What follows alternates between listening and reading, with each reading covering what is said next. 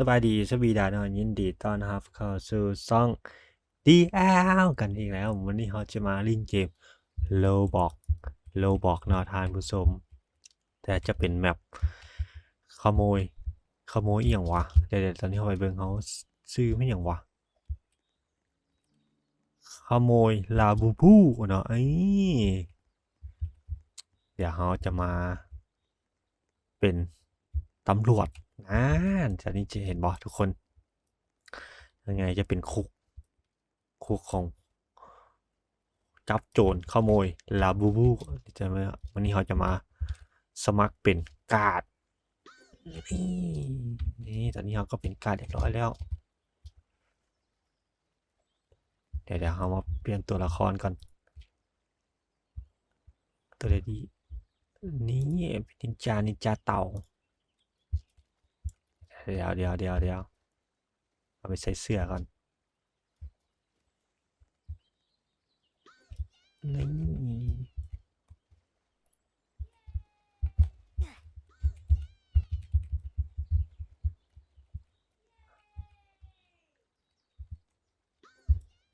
ตอนนี้จับได้แล้วคนหนึ่งครับผู้ชม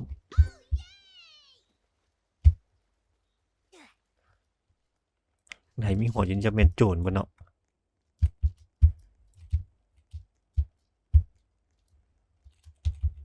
นี่เรียบร้อยไปอยู่คุกเลยไปอีกเรียบร้อยเดี๋ยวพ่อโจรอยู่คุณก็มีมันอยู่ไกลเกินด็อกเตอร์เ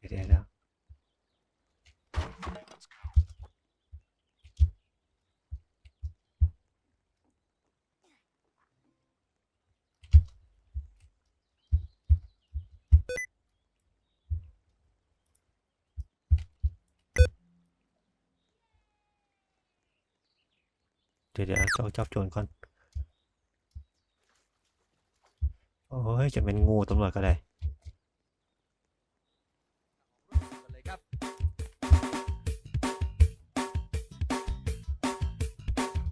โอ้จับเดี๋ยวรอยกลางน้ำเลยเออนี่โจรมาลักลาบูแล้วลาบูลักลาบูแล้วเสร็จแล้วนี่มันแล้วโอ้ let's go ไปนอนอันนี้ต้องจับมึงนี่หมาขโมยแม่ขโมยแม่ขโมยแม่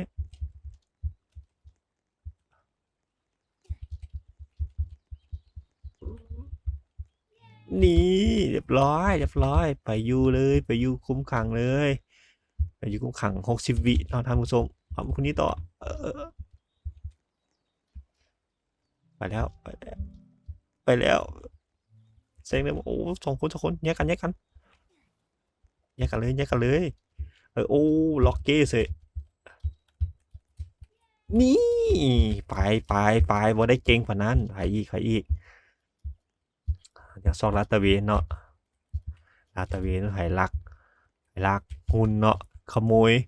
แล้วบูบูไปเขาจับเลยเพราะตอนนี้ยูดอนบักอะไรตอนนี้ยูดอนอะไรโอ้หมอนั้นลงน้ำเลยเสร็จละอ๋อตอนนี้รู้สึกว่าตำรวจอยากลายเนาะผมมีโจรเลยเดี๋ยวเขาเป็นโจรบอกท่านผู้ชมที่โจรไหนนี่ตอนนี้จะแมนไผ่จับแล้วมันอยู่คุกนี่เนาะอยู่ม่องคุมขังตอนนี้จับได้จะคนละ3 คน4 คนท่านผู้ชม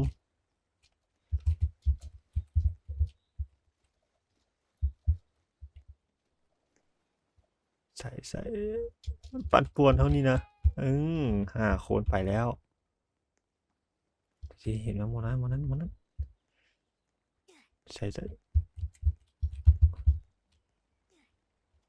หมดนี้อ้าวเสร็จละ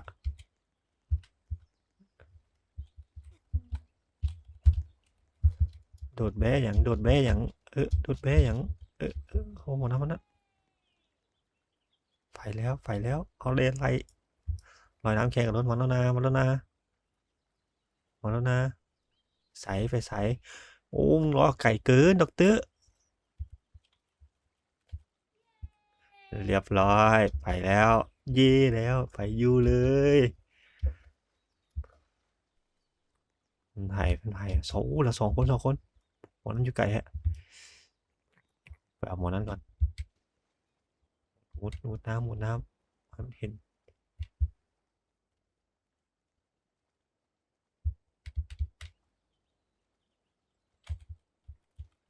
นี่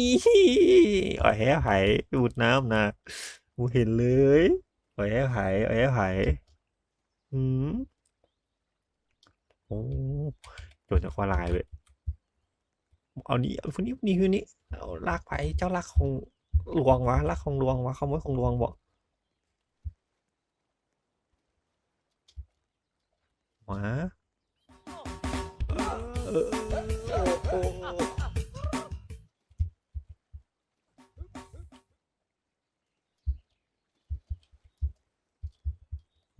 จับก็ได้ติด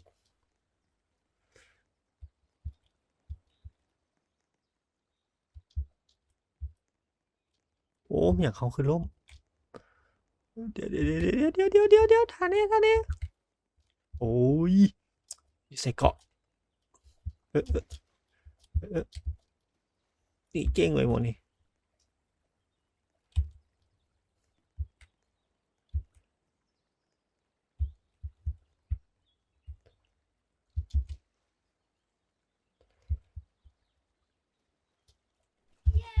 อืมอืม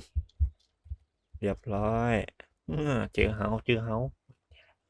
น้ำก่อนถอยหลังมันลักลาบูเย่เรียบร้อยไปอีกแล้วคนไปอีกแล้วไปอีกไปอีก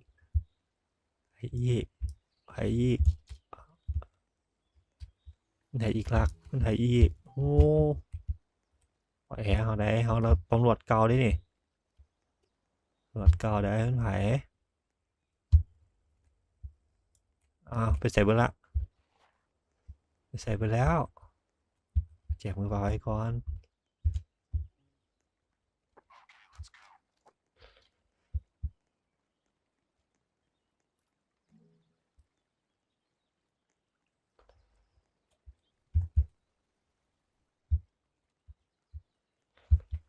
อืมอันนี้เรายังไงแล้วปะเนี่ย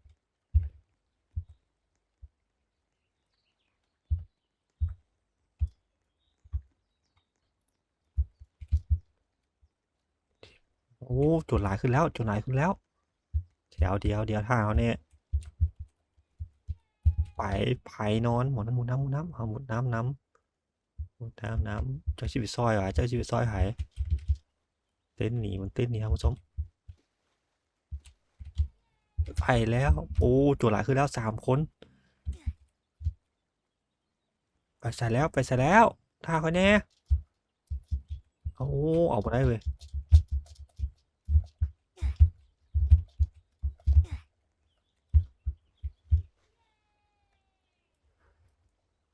ท่าการจะตั้งแท้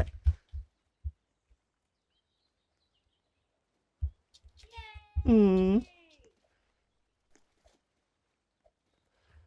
หายโจรเนี่ยท่านแล้วลีท่านผู้ชมลีก่อนทุกคนมาเด็ดมาแล้วเรียบร้อยถึกจับไปอยู่โคกเปิดหายขี้รักแถวนี้นะเบิดละวะเอาเผือไว้เนาะเผือแล้วมีคนมาลักโลดท่านผู้ชม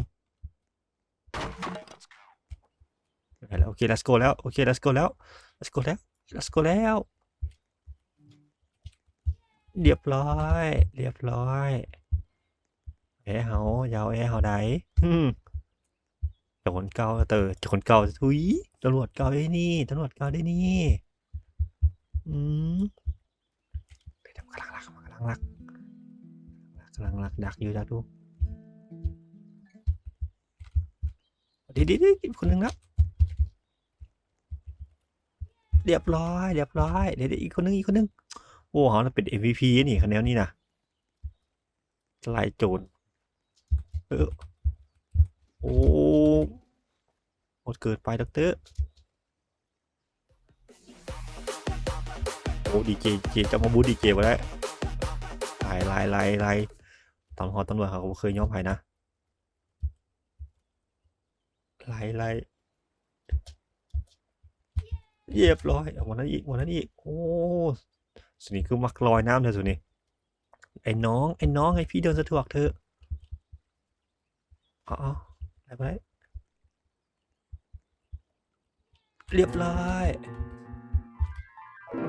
หลอนแล้วโมมีไห่โอ้โจรนี่กลางน้ำโอ้โมนั่นเป็นตำรวจทั้งโจรเลยนี่จับก่อนโมนี่เรียบร้อยมึงนี่ใส่เครื่องแบบนะมาเป็นโจรบ่ได้ผิดกฎระเบียบเจ้าน่ะไปแล้วไปแล้ว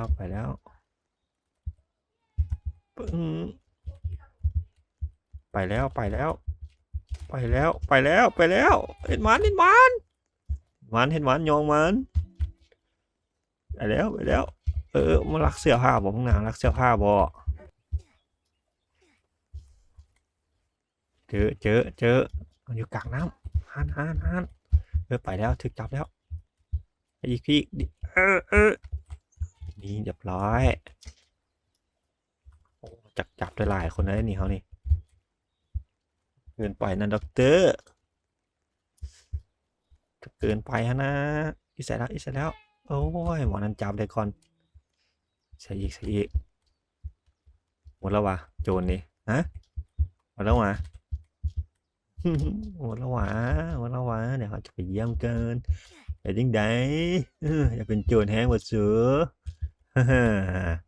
แต่ยังไงเดี๋ยวมันมีโจรวอลลาตะวิน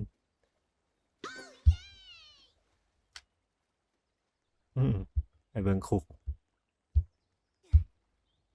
มีว่าโจรท่านผู้ชมลักมาลักแล้วไปแล้ว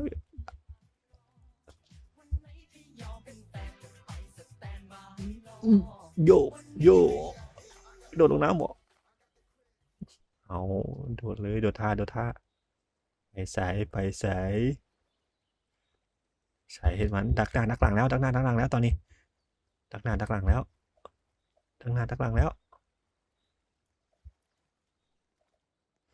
มาโดดแล้วนะเขาให้โดดนี่นะเรียบร้อยมึงโดดบ่จานโดดบ่ใส่ไผ่อีกขี้รักนะมะไปเยี่ยมคุกเกินเจอเฮาอ๋อมีตั้งแต่เฮาสบายบ่3คนเฮานี่เพียงแต่เนาะคลิปเนาะทานผู้ชมกะเราจะเล่นแบบแนวนี้เนาะทานผู้ชมตอนนี้เรากะฝากกดไลค์กดแชร์กด Subscribe ให้เฮาเนาะเพื่อเป็นกำลังใจให้เฮาเฮ็ดคลิปต่อๆไปเนาะเมื่อวานนี้เฮาขออภัยนะเฮาบ่ได้ลงคลิปเมื่อวานนี้เฮาขาดเวียกนิดนึงเดี๋ยววันนี้เฮามาลงคลิปแทนท่านผู้ชมถ่ายรูปไว้คลิปนี้ขอคำว่าสบายดีสบีดาบ๊ายบายเจอกันคลิปหน้าเด้อเจอกันอีพีหน้าทุกคน